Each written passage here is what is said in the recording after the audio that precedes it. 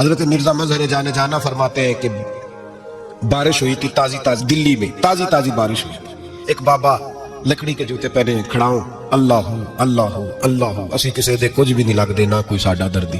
بابا مست ہو کے جا رہا، اللہ ہو کرتا جا رہا۔ ایک طوائف اپنے کوٹھے سے اتر کے تو سیڑھیوں پہ بیٹھی تھی، ساتھ اس کا یار بھی بیٹھا تھا۔ بابا اپنی مستی میں جا رہا تو بابا جی کے پیروں سے کچھ مٹی اڑی تو اس عورت کے کپڑوں پہ پڑ گئی۔ پرواہ نہیں، بزرگ گزر رہے، وہ یار اس کا دوڑا ہوا آیا، اس نے آ کے تھپڑ مارا، کا خیال نہیں سارے اس کے کپڑے آلودہ کر دیے، تو کدھر تیرا دماغ نہیں ٹھیک؟ بابا نے نظر اٹھائی، کا بیٹے میں نے دیکھا نہیں، چل اللہ تیرا بھلا کرے، تو نے بدلہ لے لیا۔ بابا جی چپ کر کے وَإِذَا خَاطَبَهُمُ الْجَاهِلُونَ قَالُوا سَلَامًا، چپ کر کے گزر گئے۔ ٹھنڈ کا موسم تھا، بارش تازہ ہوئی تھی، حلوائی دودھ کاڑ رہا تھا، اس نے بٹھایا بابا جی کو پھٹے پہ، پیالہ پکڑا، دوڑ کے آگے بڑھا، بزرگ آ گئے، آئیے بیٹھیے، دودھ کا گرم گرم پیالہ شکر ڈال کے دیا۔ بابا جی نے دودھ پیا، پھر نظر جھکی، پھر رنگ بدلا، کہنے لگے مالک تو کتنا بے نیاز ہے، کہیں تھپڑ مرواتا ہے، کہیں دودھ پلاتا ہے، تیری بے نیازی ہے نا، ادھر تھپڑ مروایا، یہاں دودھ پلایا، تو ہی جانتا ہے تیرے رنگ کیا ہے۔ ابھی بابا وہیں بیٹھا تھا، دوڑے آئے، پیچھے سے لوگ، شور ہوا، بابے کو دبوچ کے وہاں لے گئے جہاں اس نوجوان نے تھپڑ مارا تھا۔ کہا تو اللہ کا بندہ ہے، اللہ کے بندے بد دعا تو نہیں دیتے، ہوا کیا؟ کہا تو نے بد دعا دی ہے؟ کہا نہیں دی، بات بتاؤ۔ کہنے لگے اس نے تجھے تھپڑ مارا، چھت پہ چڑھا ہے، پیر پھسلا ہے، گردن کے بل گرا، منکا ٹوٹ گیا، مر گیا، تو نے بد دعا دی ہے۔ بابا جی کہنے لگے یار میں نے تو دوسرا لفظ بھی نہیں کہا، بھلا ہو کہہ کے گزرا ہوں، میں نے نہیں بد دعا دی۔ کہا تو نے دی ہے تبھی تو مر گیا۔ کہا نہیں دی۔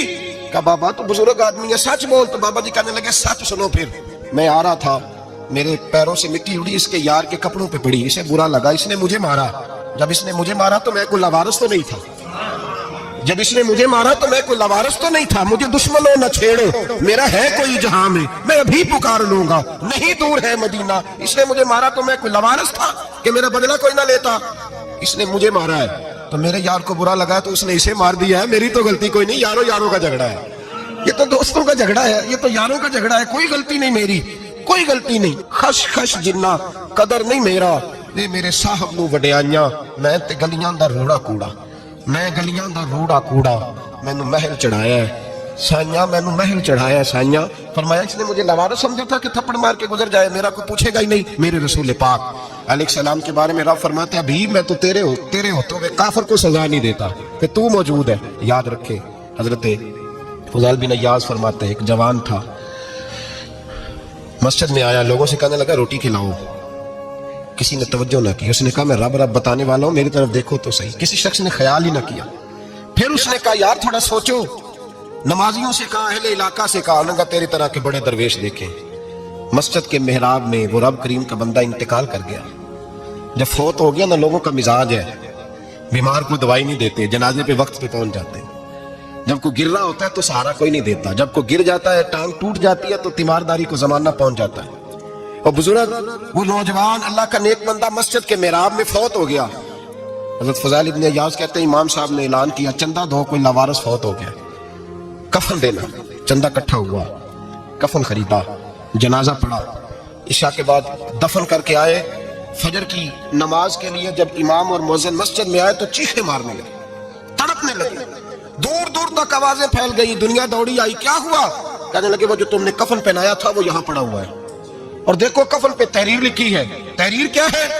عرش کے مالک نے فرمایا میرے دوست نے روٹی مانگی، تم نے دی نہیں، اس نے تمہیں میرے قریب کرنے کے لیے اپنی طرف توجہ کرائی، تم نے کی نہیں، اور میرا یار تمہارے کفن کا محتاج تھا، سنبھال کے رکھو اپنا کفن، میں نے اسے جنت کا لباس عطا فرما دیا، سنبھال کے رکھو، یہ کوئی لاوارثوں کا ٹولہ ہے۔ یاد رکھیں جو وارث والے ہیں، وارث والے ان کا رنگ اور ہے، جو ماننے والے ہیں ان کا مزاج اور اپنی زندگی لوارثوں کی طرح نہیں گزارے، تھوڑا سا ادھر گیا تھا تو پھر تھوڑا سا ادھر گیا تھا تو تھوڑا سا، یہ کیا بات ہے، یہ کیا بات ہے؟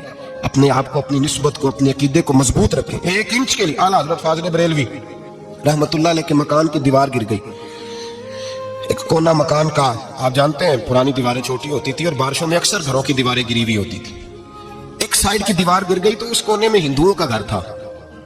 اب مستری صاحب رات کو آئے، ان سے بات ہوئی تو کہنے لگے سویرے کام شروع کروں گا۔ کہاں ایک دو صاحب نے کہ ہندوؤں کا گھر ساتھ ہے اور وہ دشمن بھی بڑے زیادہ ہیں تو رات کو ہی ہو جائے۔ کہنے لگا جی نہیں میری مجبوری ہے، مزدور کہاں سے لاؤں گا، بڑے معاملات ہیں، سویرے شروع ہوگی۔ اب رات کو مولانا ظفر الدین بہاری علیہ رحمہ کہتے ہیں بچے مدرسے کے باقی سارے لوگ سب کو جمع کیا گیا، چونکہ اس طرف سے تھوڑا خطرہ تھا ہندوؤں کی جانب سے.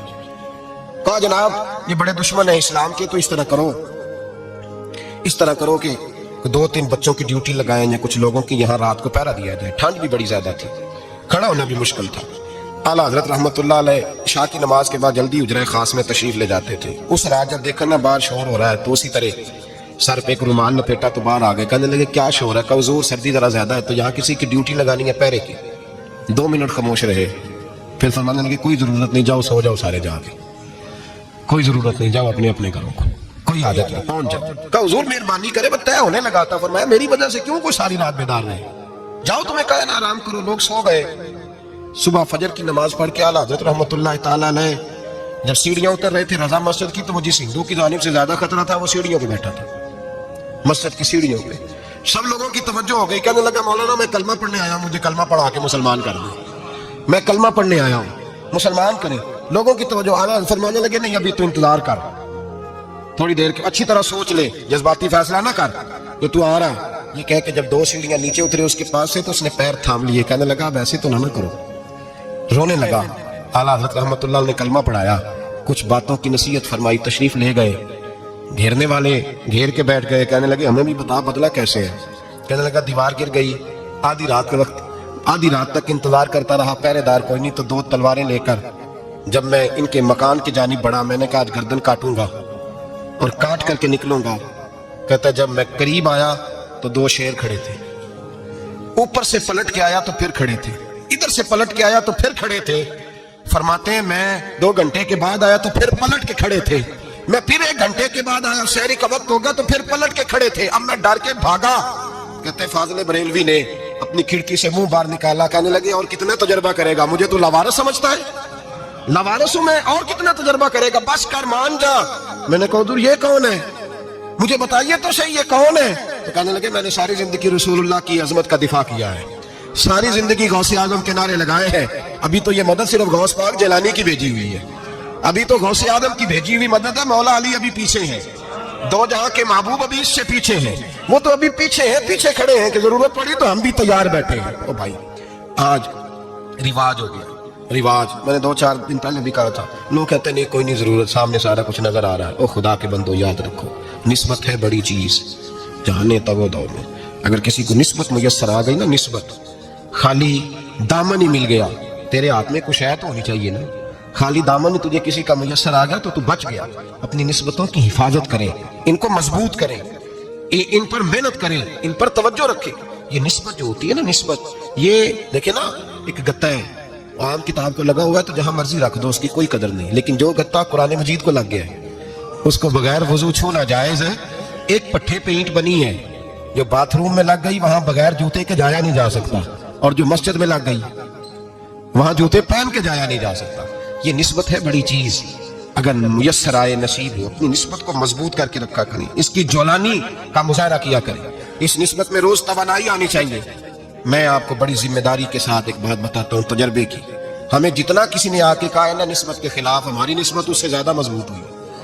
ہمیں جتنا کسی نے آ کے کہا ہے نا جی آپ کو کیا ملا، آپ کو کیا ملا، تو ہم نے اتنا کہا یار جیسے جیسے تو کہتا جاتا ہے ہماری تو نسبت میں اضافہ ہوتا جاتا ہے، ہمارا تو مزاج بدلتا جاتا ہے. روز ایک نیا پردہ کھلتا ہے، روز ایک نیا رنگ واضح ہوتا ہے، روز ایک نئی توانائی. ابھی تھوڑے دن کی بات ہے، ایک مولانا شرف الدین صاحب ہے، مفتی صاحب، میرے حضرت صاحب کے مرید ہوئے.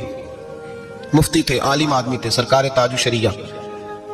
ہمارے شیخ سے بیعت کی. اب ہمارے حضرت صاحب کا اس وقت حال وہی ہے، وَرَأَيْتَ النَّاسَ يَدْخُلُونَ فِي دِينِ اللَّهِ أَفْوَاجًا.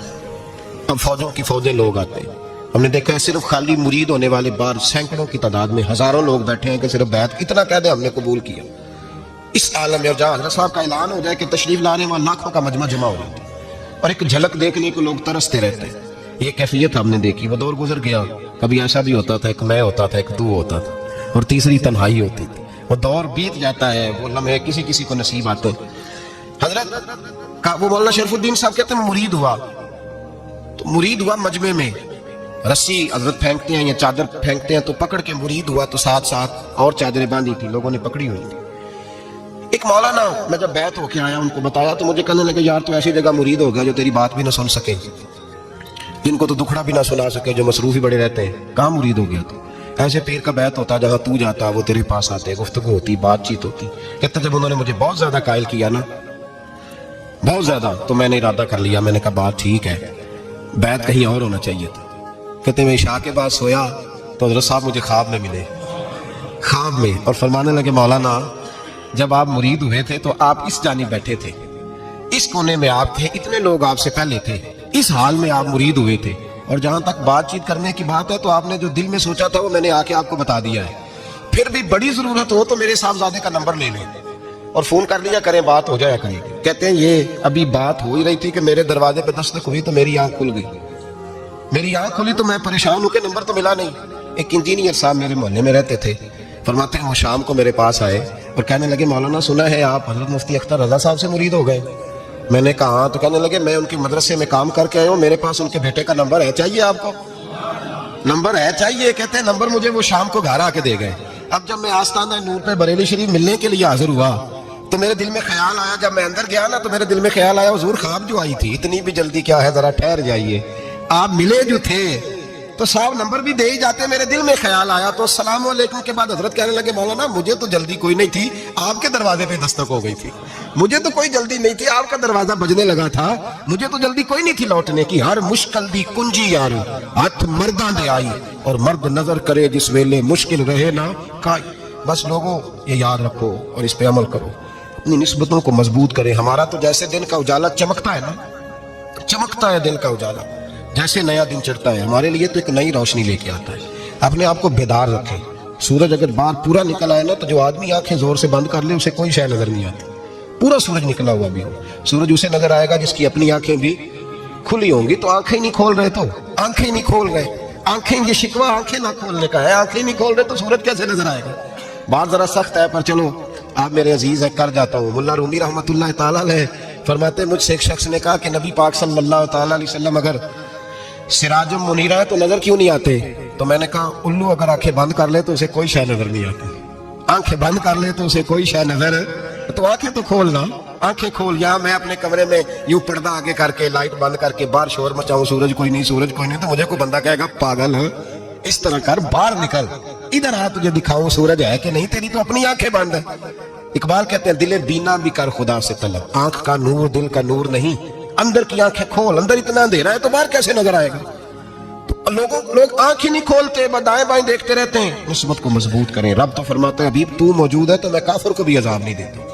اب یہاں خالص نسبت کا بیان ہے, خالص. یہ نہیں فرمایا کہ حبیب ان کے عمل اچھے ہیں تو میں عذاب نہیں دیتا, یہ نہیں فرمایا کہ حبیب یہاں خانہ کعبہ ہے تو میں عذاب نہیں دیتا. نسبت کی بات فرمائی, نسبت کی. یہ نہیں فرمایا کہ حبیب یہاں روز طواف ہوتا ہے تو عذاب نہیں دیتا, یہاں تلاوت ہوتی ہے تو فرمایا حبیب تو ہے اس لیے میں انہیں عذاب. مدینے میں کبھی زلزلہ نہیں آیا, پتہ ہے آپ کو, اس لیے نہیں آیا کہ وہاں میرے مصطفیٰ کا گنبد خضرا ہے. کوئی فصل وہ بیجتے نہیں, کوئی فصل بوتے نہیں, وہ کوئی فصل بھی, لیکن دنیا کی ہر شے آپ کو مدینے میں ملتی. جو سب سے اچھا پھل کھانا چاہے اسے مدینے میں جا کے ملتا ہے, اس لیے کہ وہاں گنبد خضرا کی ہریالی موجود ہے. دنیا کی ہر نعمت ملتی ہے اس لیے کہ گنبد خضرا جو موجود ہے. تو بھائی یہ نسبتوں کی بات ہے, نسبتوں کی. پرانی امتوں میں جب کوئی گناہ کرتا تھا تو دروازے پہ لکھا ہوتا تھا سویرے. میرے حبیب نے دعا فرمائی مولا یہ میرے ہیں انہیں رسوا نہ کرنا, اے اللہ میرے ہیں انہیں رسوا نہ کرنا. تو میرے بھائی سن لو اور یاد رکھ لو, لاکھوں پاپ بھی لوگ کر کے آئیں, سویرے منہ دھو کے نکل آئیں تو عرش کا مالک رسوا نہیں کرتا, بلکہ کہتا ہے تو میرے دامن میں چھپ جا, اندر جا کے جہاں گناہ کیا ہے وہاں جا کے دل سے سچی توبہ کر لے, میں قیامت میں بھی کسی کو نہیں بتاؤں گا کہ تو نے گناہ کیا.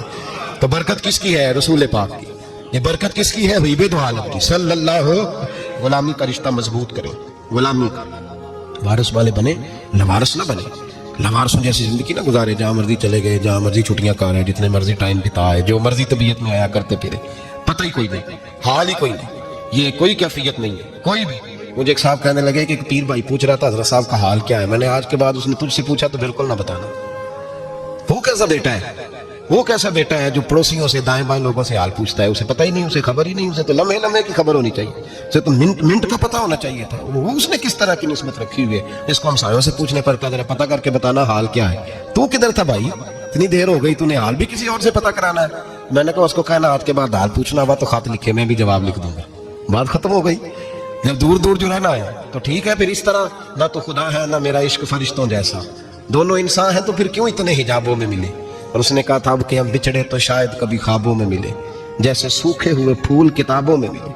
ایسا کام نہ کریں کہ وہ انداز ہی بدل جائے، اپنے آپ کو اپنی نسبتوں کو مضبوط کریں۔ اللہ تبارک و تعالیٰ سے دعا اور التجا ہے کہ اللہ کریم ہمیں نسبتوں کی مضبوطی عطا فرمائے، اور اللہ تبارک و تعالیٰ ہمیں یہ توفیق دے کہ ہم سمجھ جائیں اس بات کو کہ اصل بات ہے کیا، اور اصل کی مضبوطی کتنی ضروری ہے، اصل تک پہنچنا کتنا ضروری ہے۔ اور یہ بھی یاد رکھیں، اماں جب ناراض ہوتی ہے نا، جب اماں ناراض ہوتی ہے تو کہتی ہے بس نکل جاتی ہے، فٹافٹ نکل دوڑ جا، کوئی تعلق نہیں۔ ابا بھی کہتا ہے آج آیا تو ٹانگیں توڑ دوں گا، حال ہی کوئی نہیں۔ اور وہی بیٹا جا کے 2 منٹ پیروں میں بیٹھتا ہے، کہتا ہے تجھے پتہ ہی نہیں میں کتنی ٹینشن میں تھا۔ تو وہی اماں باہر نکل کے پہلے بڑھ کے مار رہی ہوتی ہے، حد کر دوں گی، پھر وہی اماں کہتی ہے بڑا پریشان ہے بیچارہ۔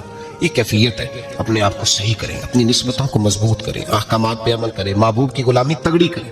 یہ جو سستیاں ہیں، کوتاہیاں، ان کو دور کریں۔ زندگی کا لطف آتا ہی تب ہے جب آپ پورے طور پر اپنے آپ کو چاق و چوبند کرتے ہیں۔ اگر تھوڑا کر لیا، تھوڑا چھوڑ دیا، 1 پڑھ لی 3 رہ گئی، 3 پڑھ لی 2 رہ گئی، یہ لطف نہیں ہے، یہ ذائقہ نہیں ہے۔ اپنے آپ کو مضبوط کریں اور پورا مضبوط کریں، پوری اپنے اندر جو ہے وہ جولانی نسبت کی پیدا کریں۔ بس یہ دعا کریں اللہ جب تک زندہ رکھے غلامی میں رکھے، اور مارے تو غلاموں جیسی موت عطا فرمائے۔